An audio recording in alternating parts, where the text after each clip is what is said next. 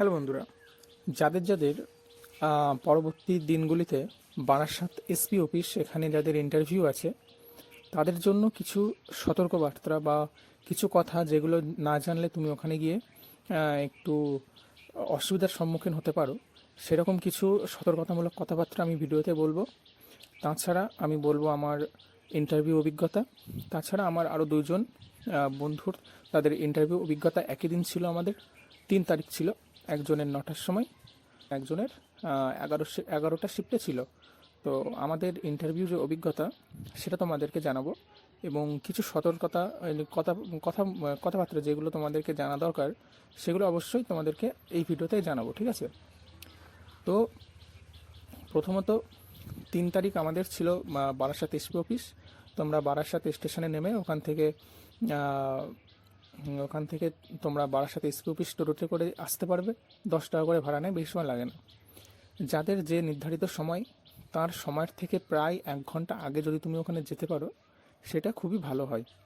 কেননা আমার যে অভিজ্ঞতা হয়েছে বা আমি যে একটু সমস্যার সম্মুখীন হয়েছিলাম সেটা তোমাদের সঙ্গে জানাবো।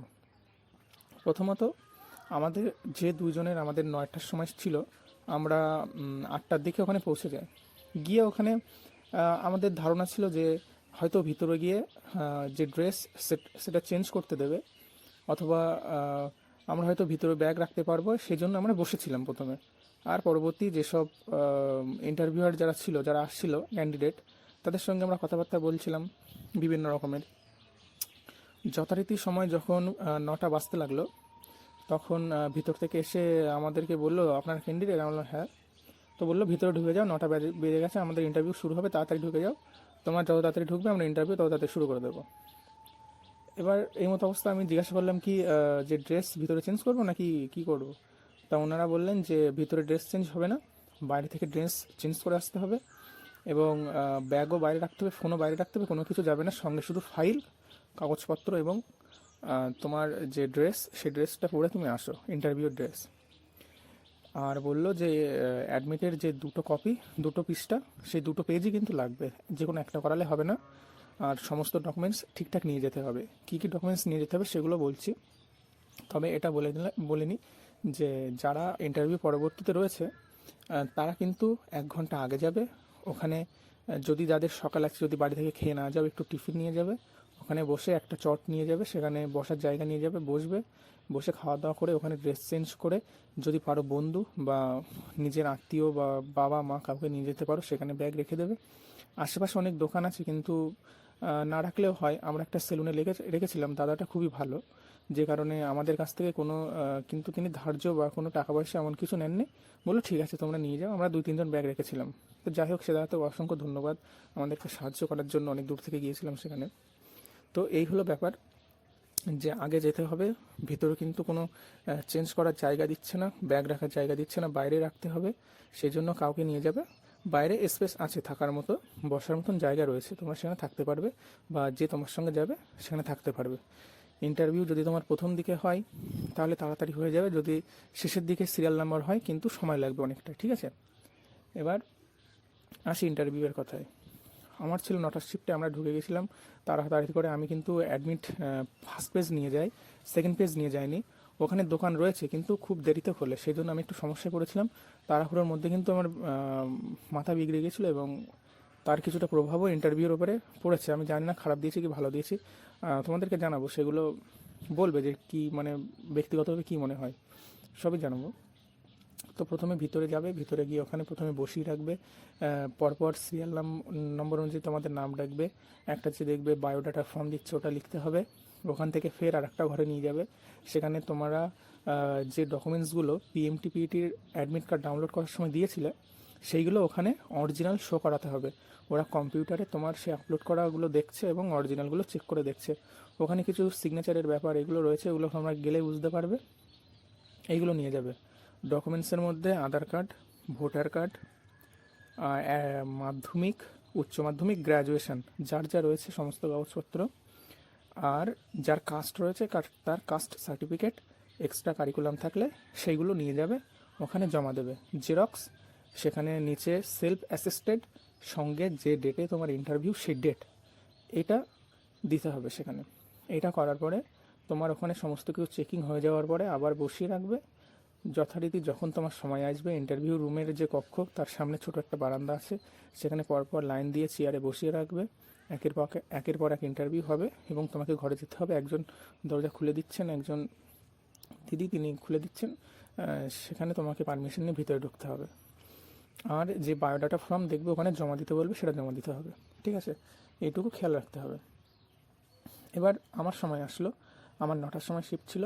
আমার ইন্টারভিউ শুরু হলো প্রায় 1টার সময়। আমি দরজাটা খুলে দিল, আমি দাঁড়িয়ে বললাম, স্যার আমি আসতে পারি? বললো হ্যাঁ এসো। গেলাম। প্রথমে বললো যে তোমার কোয়ালিফিকেশান কী আছে। আমি বললাম স্যার আমার গ্র্যাজুয়েশন আছে। তারপরে বলছি যে তোমার কী কী সাবজেক্ট নিয়ে গ্র্যাজুয়েশন করা আছে।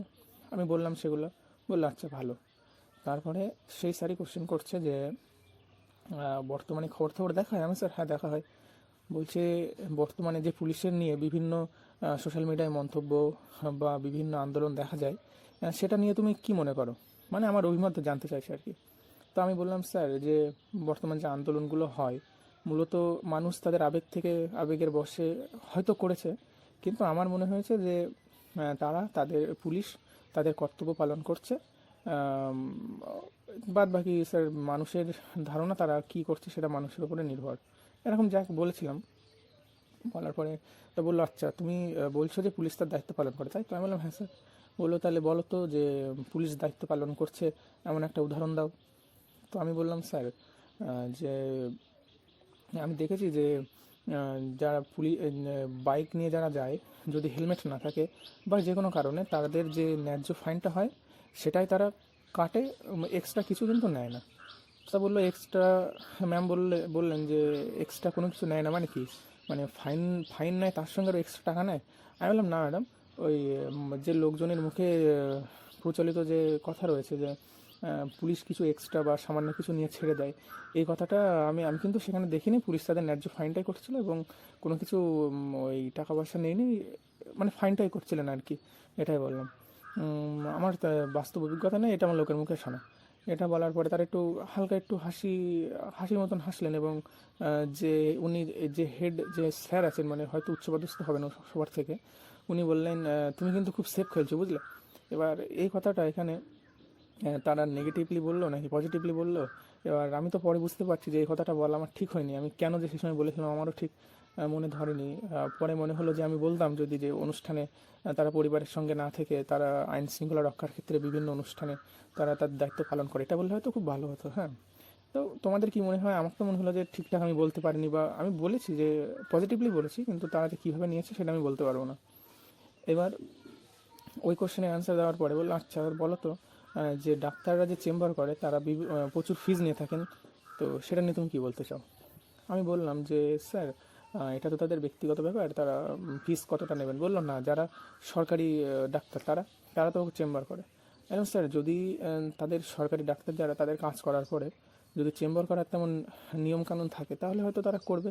তাদের কী আইন আছে সেটা তো আমি সবটাই জানি না, সেহেতু হয়তো সেক্ষেত্রে হতে পারে। তো ম্যাম বললো কি যে তাহলে তুমি বলতে চাইছো যে বিভিন্ন চাকরির বিভিন্ন রকম নিয়ম? আমি বললাম হ্যাঁ ম্যাডাম, হয়তো হতেই পারে বিভিন্ন চাকরির বিভিন্ন রকম নিয়ম। তো ম্যাম বললো আচ্ছা আচ্ছা ঠিক আছে।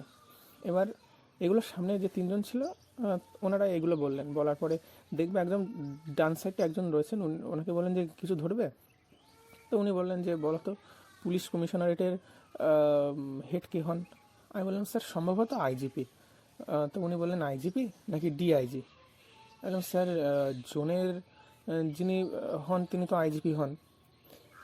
এটা স্যার এরম বললাম। বললো এডিজি নাকি ডিআইজি বলো তো? স্যার তখন যে হেড যে স্যার তিনি বললেন যে ওটা ছাড়ো, ওই বিষয়টা অতটা জানবে না। বলার পরে বললো আচ্ছা আচ্ছা। তারপরে বললো যে বলো তো পুলিশ জেলার হেড কে হন? আমি বললাম স্যার এসপি হন। বললো আচ্ছা হ্যাঁ ঠিক আছে ঠিক আছে। বলার পরে বললো তুমি এবার আসতে পারো। আমি ধন্যবাদ বলে আমি চলে আসলাম। এবার এখান থেকে আমার অভিজ্ঞতা আমি বলি। মূলত আমার যে তিনটে ভুল আমি এখানে আমি ধরতে পারছি, যে ডাইরেক্টলি ওই যে পুলিশের বাইক ধরা বা এক্সট্রা কিছু নেওয়া, এই কথাটা আমার ওখানে বলা উচিত হয় না বলে আমার মনে হচ্ছে। ওখানে আমি আরও ভালো উদাহরণ দিতে পারতাম। আর আবার সেখানে আমার কি হলো, আমার এই যে পুলিশ ঘুষ নেয় এই কথাটা কিন্তু আমার মাইন্ডে রয়েছে, এটা কিন্তু স্যারে বুঝতে পারলেন, এটা কিন্তু আমি লোকাতে পারলাম না ওখানে। তারপর কথা বলার সময় দু একবার আমার হাত উঠে যাচ্ছিলো, মানে বোঝানোর ক্ষেত্রে যে হাত নাড়ানোর যে একটা ব্যাপার থাকে না, ওইটা আর কি হয়ে যাচ্ছিলো, স্বাভাবিক যেটা হয় আমরা কথা বলার সময় করি, সেই স্বাভাবিক টানটা হাতে চলে আসছিলো। কোশ্চেন ধরেছিল কমিশনারের হেড কে হন। এটা যখন আমি বলতে পারছিলাম না, সরি স্যার মনে পড়ছে না বা সেটা জানি, এটা বললে হয়তো ভালো হতো।